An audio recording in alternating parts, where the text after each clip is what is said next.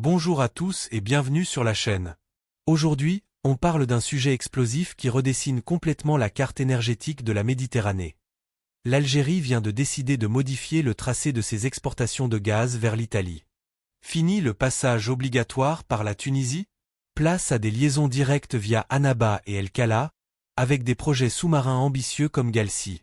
Après le Maroc hier, la Tunisie réagit aujourd'hui avec une véritable onde de choc. Certains analystes tunisiens parlent de « droit géographique » et invoquent des accords internationaux comme si la souveraineté algérienne était négociable. Pourtant, l'Algérie ne punit personne. Elle exerce simplement son droit légitime à sécuriser ses exportations au moindre coût et avec la meilleure efficacité. Dans cette vidéo, on décortique ce tournant historique. Pourquoi Alger change de stratégie, ce que cela signifie pour la Tunisie, et comment ce plan renforce la position de l'Algérie face à l'Europe. On verra aussi le lien avec la crise du gaz qatari et la visite de Giorgia Meloni. Si la géopolitique énergétique vous passionne, likez dès maintenant, abonnez-vous et activez la cloche. On attaque tout de suite. Les équilibres énergétiques en Méditerranée sont en train de basculer. L'Algérie a pris une décision souveraine majeure, modifier le parcours de son gaz vers l'Italie en passant directement par ses ports d'Annaba et d'El Kala, avec des infrastructures sous-marines modernes. Cette évolution fait grincer des dents en Tunisie, où certaines voix s'élèvent pour revendiquer un prétendu « droit géographique » et invoquer des accords internationaux qui arriveraient à échéance en 2029. Comme si la souveraineté nationale algérienne devait encore dépendre des humeurs du voisin. Cette agitation reflète un choc profond chez une partie de l'élite tunisienne. Pendant des années, beaucoup se sont habitués à l'idée que l'Algérie était obligée de traverser le territoire tunisien pour exporter son gaz vers l'Europe. Cette illusion a fait croire à certains que les clés de l'énergie méditerranéenne étaient entre les mains de Tunis. Pourtant, la réalité est simple. Le propriétaire de la ressource est celui qui décide en dernier ressort. Ce qui se passe aujourd'hui n'est que la répétition du scénario marocain. Quand l'Algérie a choisi de couper le gazoduc Maghreb-Europe et de privilégier la liaison directe avec l'Espagne, certains ont cru à une punition. En réalité, c'était une décision purement technique et économique pour gagner en efficacité et en indépendance. Aujourd'hui, avec le projet de nouveaux gazoducs directs ou la montée en puissance des capacités existantes, l'Algérie fait exactement la même chose. Elle optimise ses routes d'exportation. Elle ne cherche pas à isoler qui que ce soit, elle refuse simplement de continuer à payer des redevances ou à accorder des quotas gratuits quand cela n'est plus dans son intérêt national. Avec ses 1200 km de littoral, sa technologie maîtrisée et son financement autonome, Alger n'a plus besoin de passer par des intermédiaires qui transforment la géographie en outil de pression. Le projet Galci, qui relie directement la côte algérienne à la Sardaigne puis à l'Italie, incarne parfaitement cette nouvelle vision. Il permet d'éviter les tracés terrestres complexes et de réduire les risques politiques tout en baissant les coûts. Ce n'est pas un acte hostile, comme le prétendent certains commentateurs tunisiens, mais une évolution logique pour une puissance énergétique qui veut maximiser sa valeur ajoutée. Certains analystes à Tunis, comme Sami Jaloui, parlent même d'un « passage du statut de pays de transit à celui de décideur énergétique ». Comment un pays sans réserve significative de gaz ou de pétrole peut-il prétendre dicter les règles du jeu?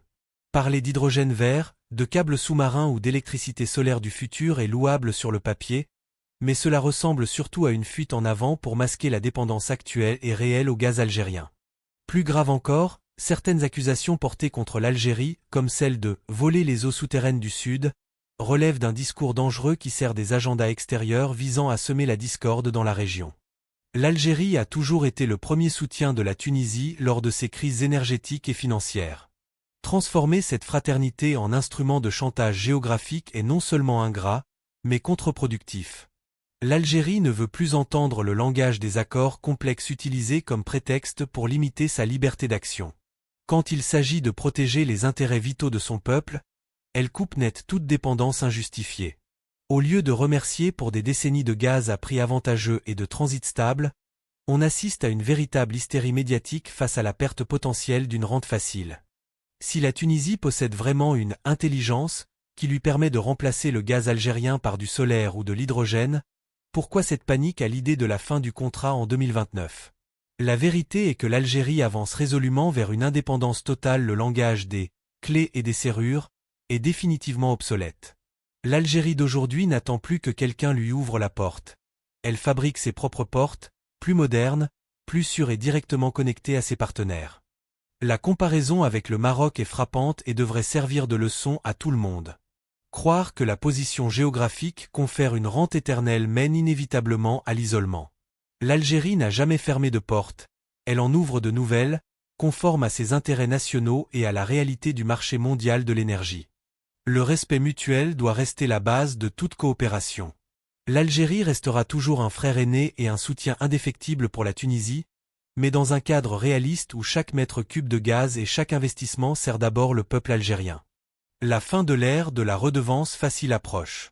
Il appartient désormais aux élites tunisiennes de préparer leur pays au changement par le travail, l'innovation et la production réelle, plutôt que par la recherche de boucs émissaires. Le destin de la région est certes lié, mais ce lien ne doit pas devenir une chaîne qui entrave le développement de l'Algérie.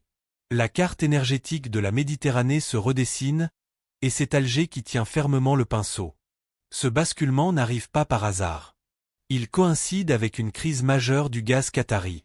Les dommages sur le site stratégique de Ras Laffan ont contraint Qatar Energy à invoquer la clause de force majeure, interrompant des livraisons qui couvraient une part importante des besoins italiens. Face à ce vide, Rome n'a eu d'autre choix que de se tourner massivement vers Alger. La visite de Giorgia Meloni n'était pas une simple visite de courtoisie. C'était une mission de sauvetage stratégique. Sonatrach a démontré une réactivité exceptionnelle avec une hausse spectaculaire de ses exportations de GNL. Le plan d'investissement massif de 60 milliards de dollars jusqu'en 2030 envoie un message clair. L'avenir de la sécurité énergétique européenne passe par le Sahara algérien, mais à des conditions dictées par Alger. L'Italie l'a bien compris. Le Transmed reste vital, mais les liaisons directes sous-marines deviennent la priorité pour éviter tout risque politique ou logistique. L'Algérie dicte désormais le rythme du marché. Elle ne se contente plus de répondre à la demande, elle impose les termes des partenariats futurs. La nouvelle Algérie ne place plus sa richesse au service d'intérêts extérieurs. Elle la transforme en levier de développement souverain. Ceux qui doutent de sa détermination n'ont qu'à regarder les chantiers en cours. L'avenir ne s'écrit plus dans les théories géopolitiques, mais dans les infrastructures sous-marines qui relient directement Annaba à l'Europe. C'est le message fort d'une nation qui ne demande plus sa place dans le monde. Elle l'impose par la force de ses ressources et la clarté de sa vision.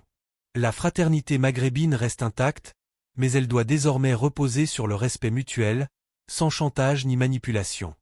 Merci d'avoir regardé jusqu'au bout. Dites-moi en commentaire, la Tunisie va-t-elle comprendre le message ou répéter les erreurs du Maroc? Likez, partagez et on se retrouve très vite pour une nouvelle analyse sans filtre. À bientôt.